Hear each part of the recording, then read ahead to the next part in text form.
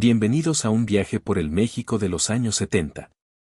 Una época de libertad, costumbres distintas y riesgos que en ese entonces no lo parecían.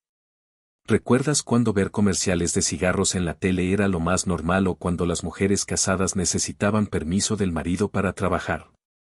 Lo que alguna vez fue parte de nuestra rutina, hoy sería ilegal o incluso impensable.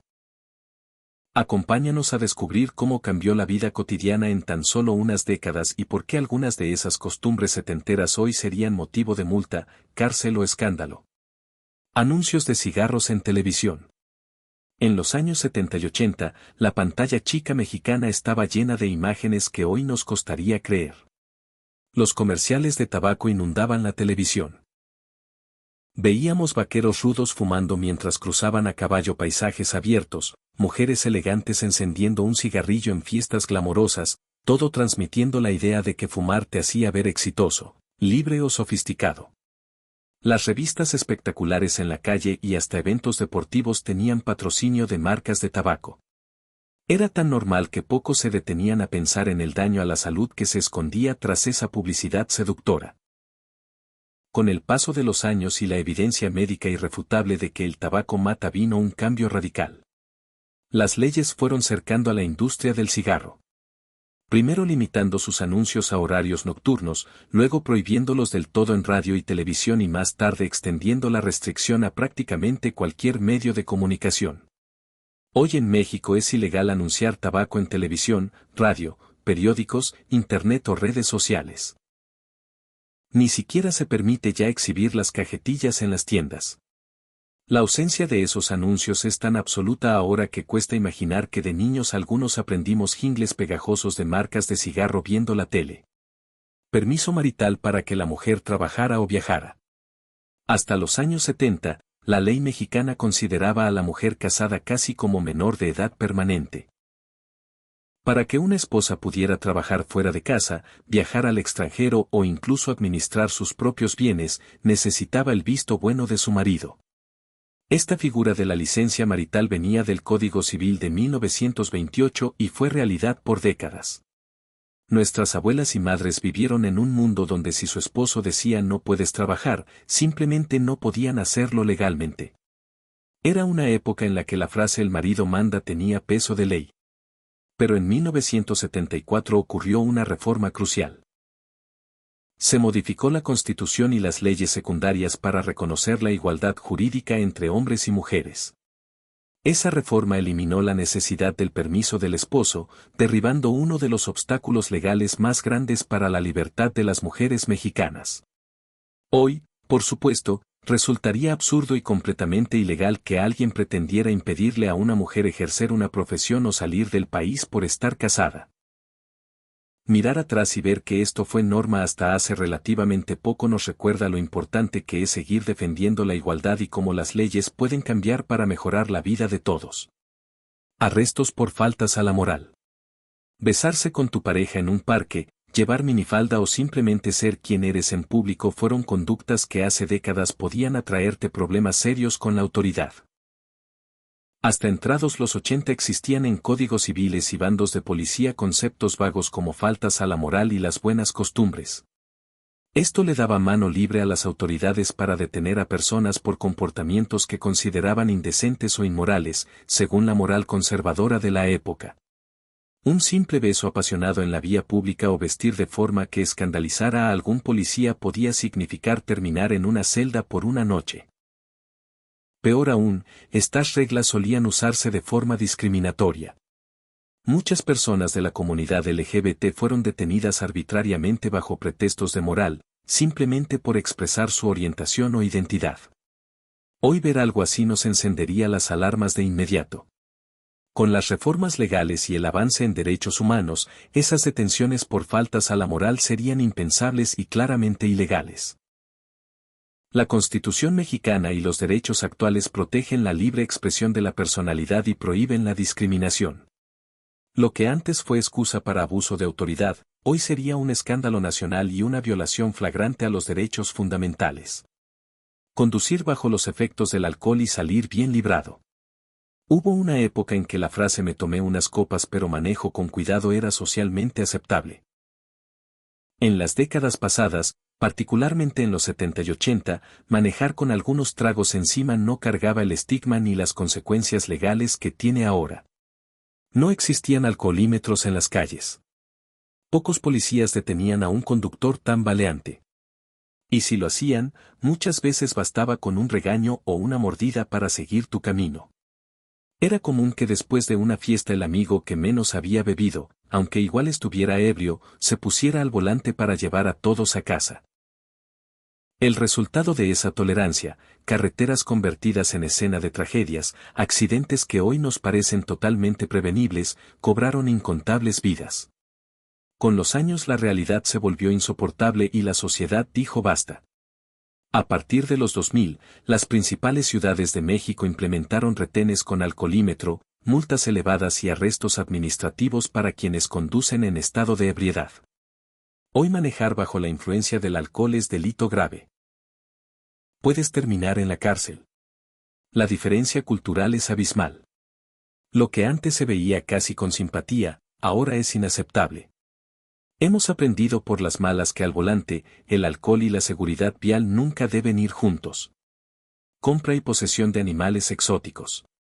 Tener un mono, un lorito o hasta un pequeño felino como mascota exótica era una fantasía que en los 70 estuvo al alcance de cualquiera con el dinero suficiente.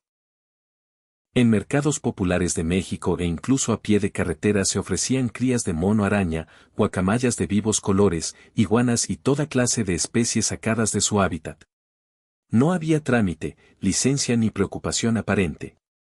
Uno llegaba, pagaba y se llevaba a casa un pedacito de selva para presumir. Esta práctica, vista con ojos románticos por algunos en aquel entonces, escondía un grave problema. Cada animalito vendido así era resultado del tráfico ilegal que diezmaba poblaciones enteras en la naturaleza. En esos años prácticamente no existía una conciencia ecológica amplia ni leyes lo suficientemente fuertes para detenerlo.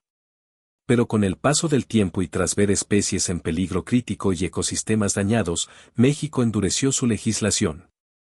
Hoy la compra, venta y tenencia de fauna silvestre sin permisos oficiales es un delito federal grave.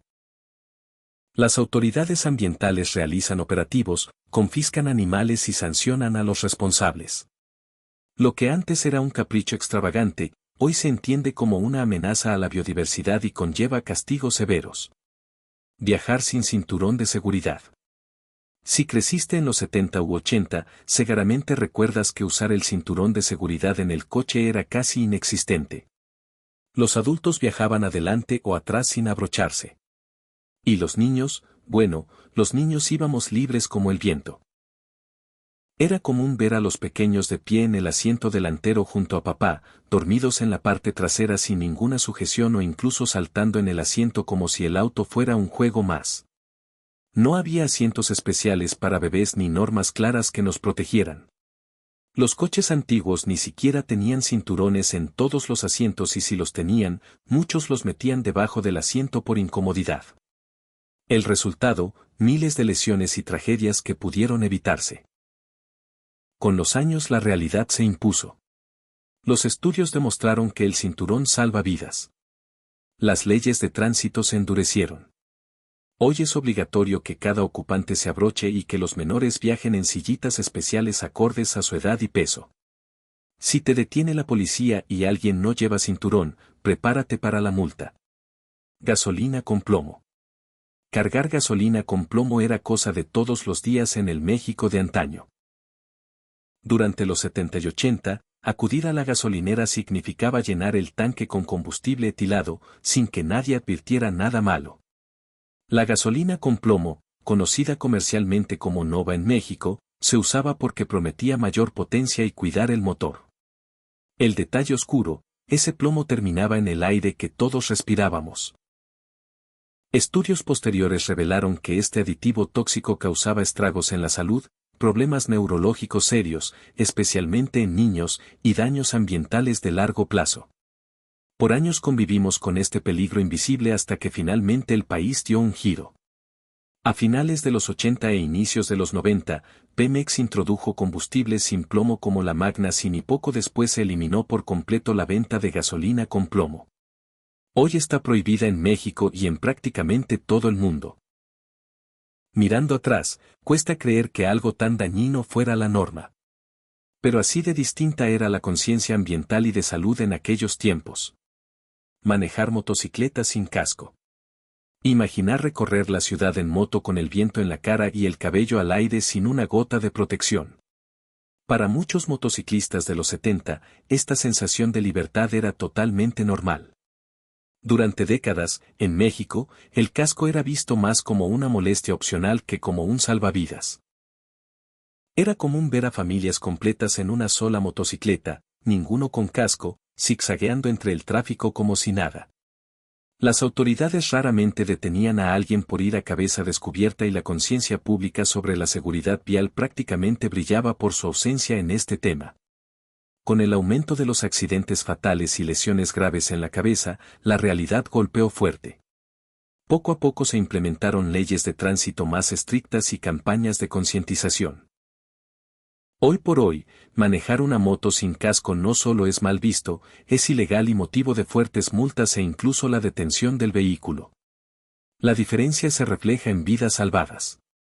Usar casco reduce significativamente el riesgo de muerte y ahora es inconcebible pensar en subir a una motocicleta sin este elemento básico de protección. Comprar antibióticos sin receta. Hasta hace poco más de una década era posible entrar a cualquier farmacia en México y pedir un antibiótico como quien compra un dulce sin mostrar una sola receta médica. En los años 70 y durante mucho tiempo después, automedicarse con penicilina o amoxicilina para cualquier infección era parte de la cultura popular. Las abuelas recomendaban un antibiótico ante la primera señal de fiebre. Nadie te preguntabas nada al venderte cajas de pastillas y pocos se imaginaban el peligro que esto representaba. Con el tiempo, el abuso de estos medicamentos creó un enemigo invisible, bacterias resistentes que ya no responden a los tratamientos. Las autoridades sanitarias dieron la voz de alarma cuando los hospitales empezaron a llenarse de infecciones difíciles de tratar. Hoy en día en México es ilegal vender antibióticos sin receta y las farmacias están obligadas a exigirla, desde 2010. Esta medida busca protegernos a todos. Se trata de frenar la resistencia bacteriana y de recordar que esos fármacos no son dulces milagrosos, sino herramientas que deben usarse con responsabilidad. Fumar en aviones. Durante los años 60 y 70, encender un cigarro a 10.000 metros de altura no solo era permitido, sino prácticamente un hábito elegante.